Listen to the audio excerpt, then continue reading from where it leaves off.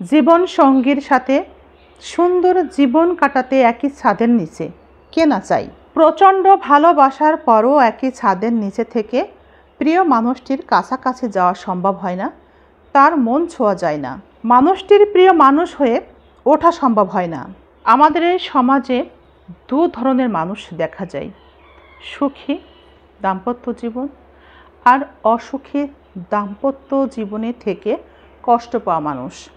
দাম্পত্য জীবনে যারা সত্যিকারের ভালোবেসেছে, অনেক কিছু ত্যাগ স্বীকার করেছে, নিজের থেকে নিজের ভালো থাকার জন্য কিচ্ছু চায়নি কারো কাছে, অন্যকে ভালো রাখতে গিয়ে নিজের থেকে অনেক কিছু দিয়েছে, ত্যাগ করেছে। এই ত্যাগ করে যাওয়া দিয়ে যাওয়া মানুষগুলোই দিন শেষে দেখা যায় তারাই সারাটা জীবন শুধু ত্যাগই করেছে, কিন্তু কিছু পায়নি বিনিময়ে, ভালোবাসা পায়নি, পেয়েছে কষ্ট, পেয়েছে দুঃখ। নিজেকে নিঃস্ব করে দিয়েও দিন শেষে তাদের আর ভালো থাকা হয়নি। একদিন যে মানুষটার হাতটা শক্ত করে ধরে একই ছাদের নিচে বসবাস শুরু করেছিল, সেই মানুষটাই দেখা যায় একদিন তার হাতটি ছেড়ে দিয়ে তাকে নিঃস্ব করে দিয়ে একা করে দিয়ে চলে যায়।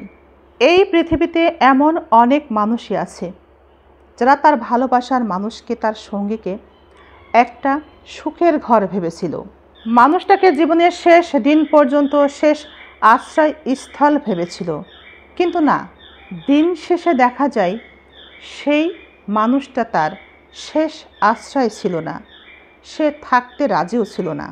আসলে জীবনে যদি এমন একটা ভুল মানুষকে সে বেছে নেয়, তবে সেই মানুষটা কখনোই তার শেষ আশ্রয় হতে পারে না। এমন একটা ভুল মানুষের সাথে নিজের জীবনকে জড়িয়ে নিয়ে থাকতে থাকতে একটা সময় জীবন দুর্বিষহ হয়ে ওঠে। জীবনে আসা এই ভুল মানুষগুলো এমনভাবে ভালোবাসে প্রথম দিকে, তারপর একটা সময় নিবিড় করে কাছে পাওয়ার পর হঠাৎ করে তুচ্ছ তাচ্ছিল্য অবহেলায় দূরে সরিয়ে দেয়। জীবনটাকে বিষাক্ত বানিয়ে দিয়ে সে এই জীবন থেকে দূরে সরে যায়। সাথে থাকা মানুষটাকে গুরুত্ব দেওয়া বন্ধ করে দেয়, মূল্য দেওয়া বন্ধ করে দেয়, খোঁজ খবর নেওয়া বন্ধ করে দেয়। অথচ একদমই বোঝার উপায় থাকে না এই মানুষটাই আসলে সেই আগের মানুষটা। কে বলবে এই মানুষটাই সেই আগের মানুষটা? এমন ব্যবহার শুরু করে সঙ্গীর সাথে, কাছে থাকা প্রিয় ভাবা সেই মানুষটার সাথে। বর্তমানে থাকা মানুষটার সাথে অতীতের মানুষটার কোনো মিল থাকে না, হঠাৎ করেই পাল্টে যায় ব্যাপকভাবে। প্রিয় ভাবা মানুষটি কোনোভাবে সেটা মানতে পারে না, সে এত কিছুর পরেও নিজেকে পাল্টাতে পারে না।